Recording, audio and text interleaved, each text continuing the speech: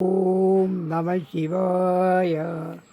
മറ്റുള്ള ദേവീമാരിൽ നിന്നും ഭഗവാൻ ശിവൻ്റെ രൂപത്തിലും ഭാവത്തിലും വ്യത്യസ്തമുണ്ട്. ഭഗവാൻ ശിവൻ്റെ രൂപം പ്രപഞ്ചസത്യങ്ങളുടെ പ്രതീകമാണ്.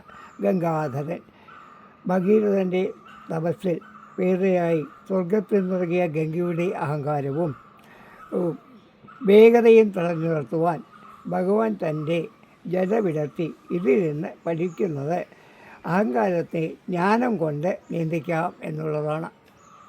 തൃക്കണ്ണ് നെറ്റിയിലെ മൂന്നാമത്തെ കണ്ണ് ജ്ഞാനത്തിൻ്റെ പ്രതീകമാണ്. കാമദേവനെ ഭസ്മമാക്കി ഈ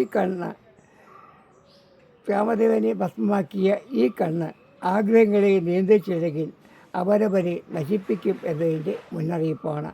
നീലകണ്ഠൻ പാലാഴി മഥനവേളയിൽ ലോകത്തെ രക്ഷിക്കാൻ വേണ്ടി കാളകൂട വിഷം പാനം ചെയ്ത തൻ്റെ തൊണ്ടയിൽ നിർത്തി ഭഗവാൻ നീലകണ്ഠനായി അറിയപ്പെടാൻ തുടങ്ങി.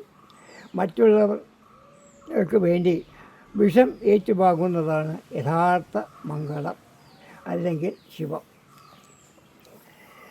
ഭസ്മധാരിയും സർപ്പാലങ്കാരവും ശരീരം നശ്വരമാണ് എന്നത് ഭസ്മവും കാലത്തെയും മരണത്തെയും അതിജീവിക്കുന്നതാണ് സർപ്പവും എന്ന് നമ്മളെ ഓർമ്മിപ്പിക്കുന്നു.